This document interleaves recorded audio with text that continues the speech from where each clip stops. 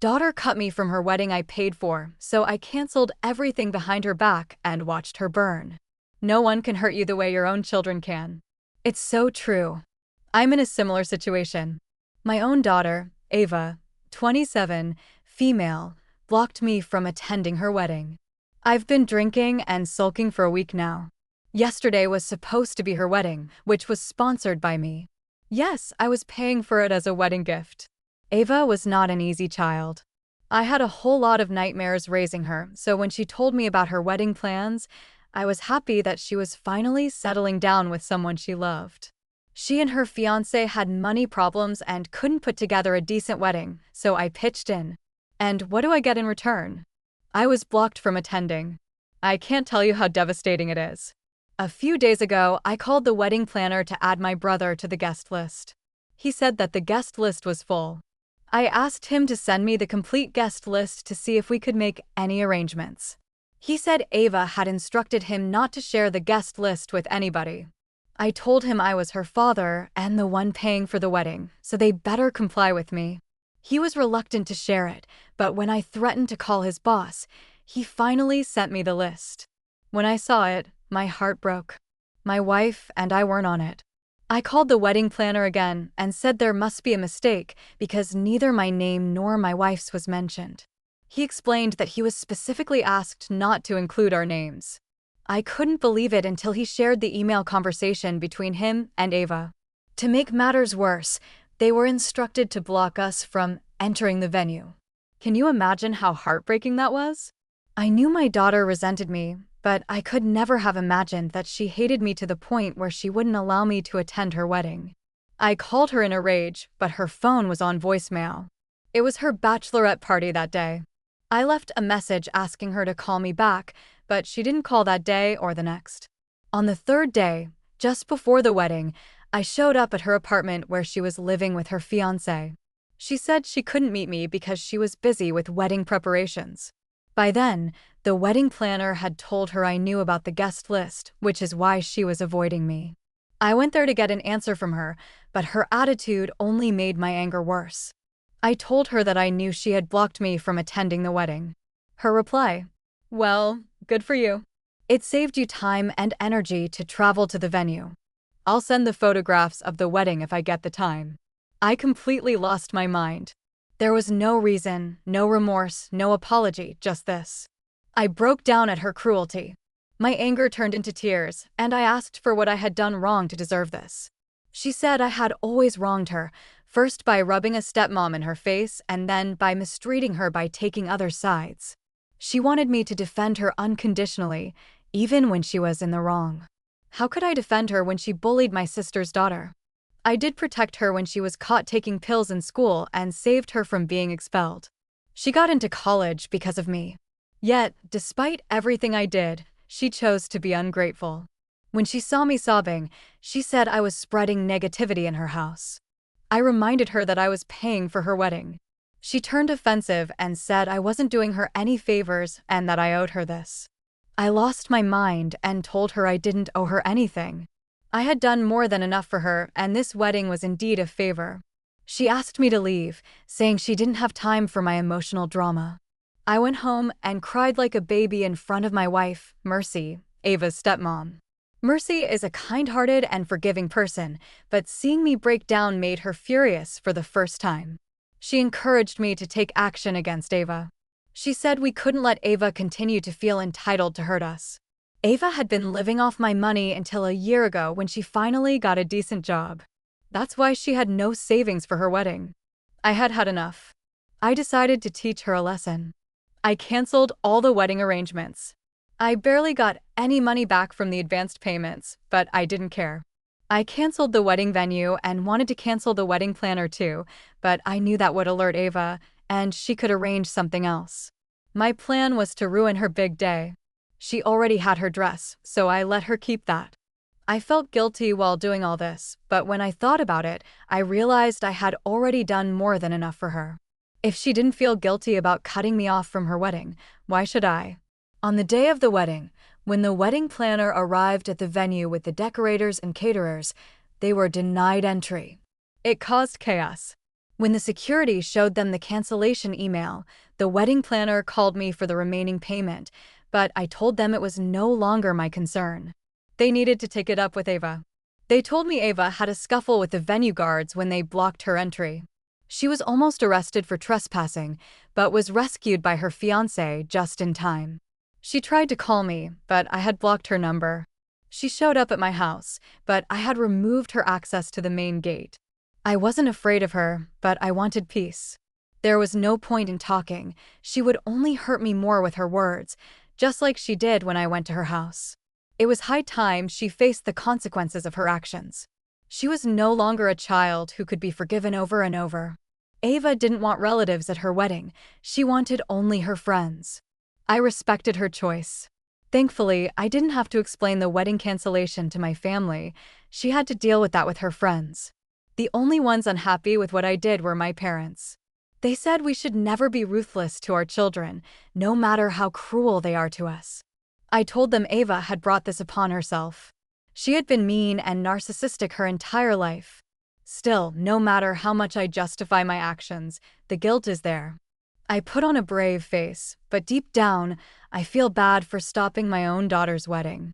I don't know why I'm here writing this, but putting it down on paper has unburdened my heart. Update: thanks for all the moral support. I didn't expect people would applaud me for my actions. I thought I would be called an idiot for being so vindictive towards my own daughter. Some of you asked about the background of Ava's hatred toward us. Sorry, I missed that point earlier. I didn't know how this format works, but here are the details.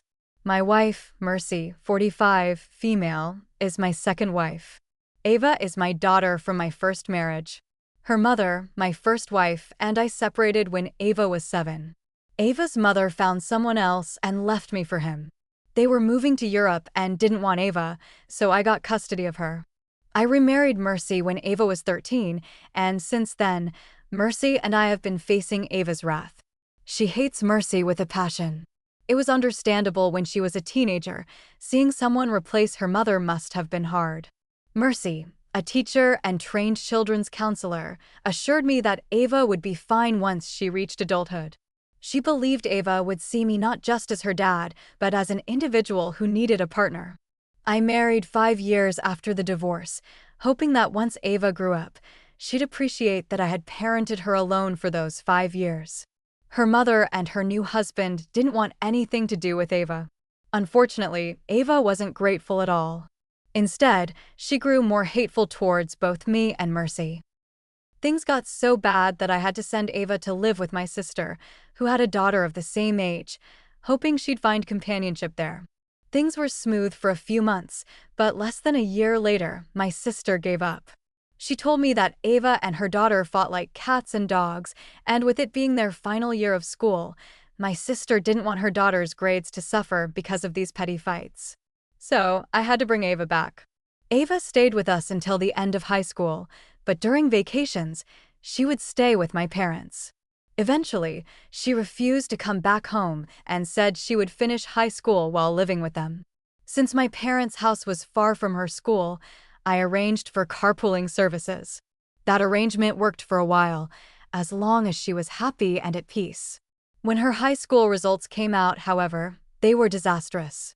That's when I found out she had fallen in with the wrong crowd, students who were taking pills, and she had a toxic boyfriend.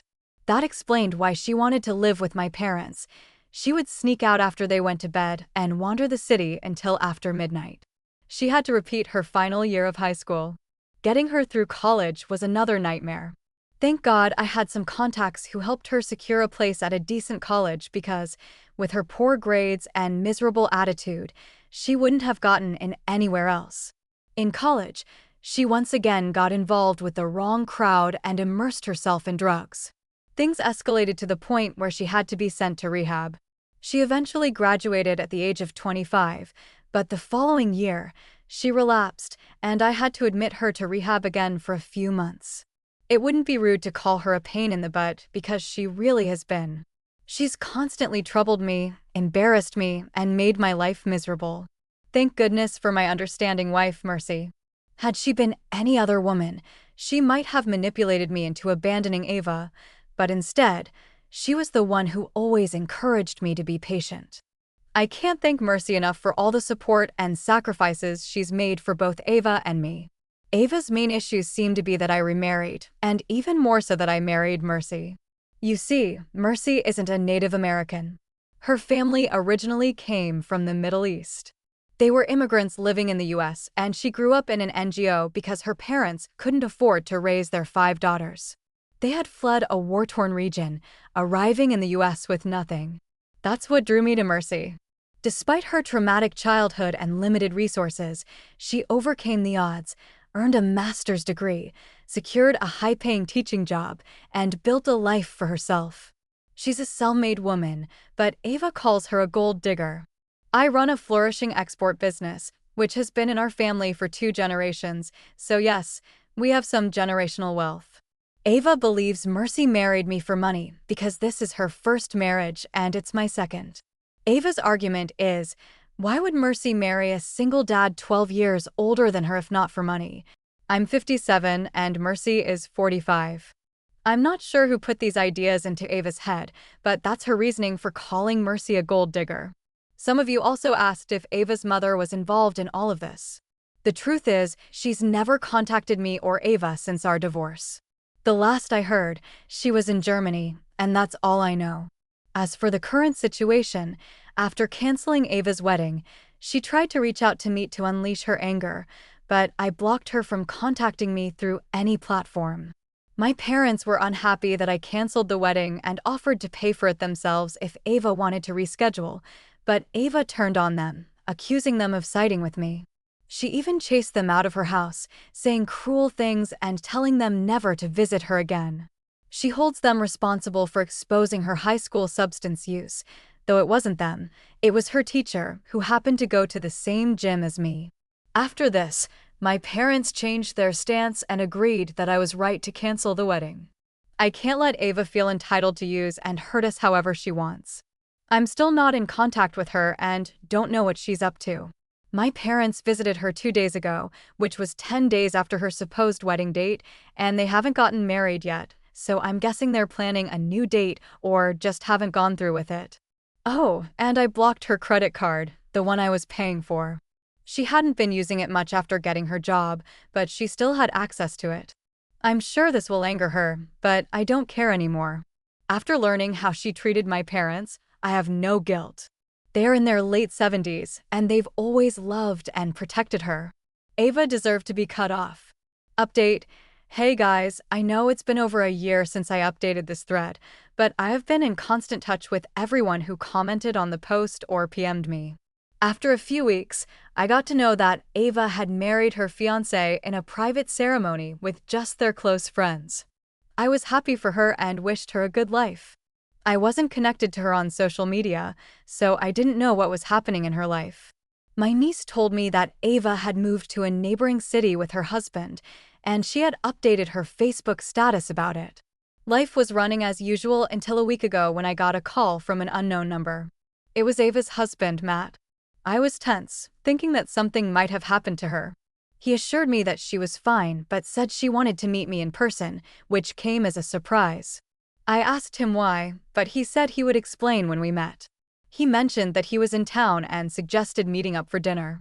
I agreed, secretly hoping it was a chance for Ava and me to reconcile.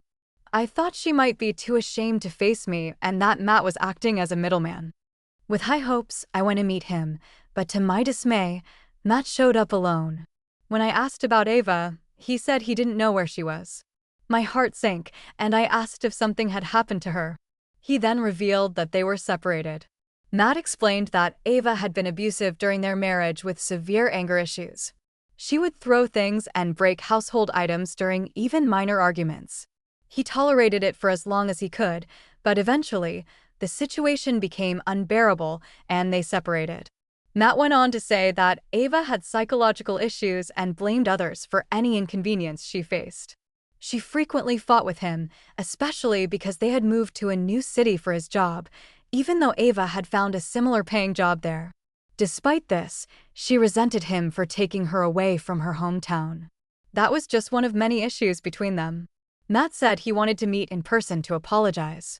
He admitted that he had witnessed Ava's cruelty towards me, Mercy, and my parents, but didn't intervene because Ava had manipulated him against all of us. He regretted overlooking the red flags and bringing misery upon himself. I told him that none of this was his fault, it was Ava's. To some extent, I blamed myself for not raising her properly. I also apologized to him for everything he had been through with Ava. Matt then asked me for a favor. He said Ava had been distraught by the separation and was begging him to take her back. However, he had fallen out of love with her after enduring her abuse. Despite that, he wished her well and asked if I could support her during this difficult time. Ava had no real friends left due to her temper, and he hoped I could take her to therapy or offer some kind of help. I told him I wished I could, but Ava wouldn't let me near her. He understood, and we both expressed a desire to help Ava if she would allow it. After that conversation, I decided to visit Ava. Unfortunately, as expected, it didn't go well. She lashed out at me and Mercy, though I had come alone because I didn't want Mercy to witness Ava's wrath. I apologized to her, trying to calm her down. At that moment, I wasn't concerned with right or wrong, I just wanted to help her. I told her she could say whatever she wanted about me, but she needed to see a therapist first. Ava didn't listen and brought up the past. She yelled that she hated Mercy so much that she wanted to kill her. She admitted she had blocked us from her wedding because she was ashamed of introducing Mercy as her stepmom and was embarrassed by our marriage. Despite my attempts to reason with her, she chased me out of the house, blaming me for all her problems. I don't know if I was right or wrong, and honestly, I don't care anymore. I just want her to get better, but I don't know how to help her. Update: thank you all for the moral support. I was very disturbed when I made the last update, and this space has really helped me calm down. Mercy suggested I reach out to Ava's best friend from school. Her family was our neighbor, so we knew each other well. She now lives in South Africa, so I contacted her on social media and explained the situation. I asked her to reach out to Ava, hoping she could get through to her, as she was the only person Ava had never fought with. Her friend assured me she would help, and thankfully she did. Ava agreed to go to therapy, and I believe it's going well because, about a week ago, she visited my parents and apologized for her behavior. She admitted that her hatred had grown so intense that she could no longer control it. However, she also said she would never forgive me and still blames me for everything. I don't hold any resentment towards her anymore. I just wish her a good life, even if I'm not part of it. Thank you all for your support.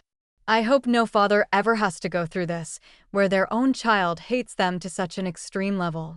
Thank you so much for watching until the end. If you really like our videos, please don't forget to like, share, and subscribe. Have a great day.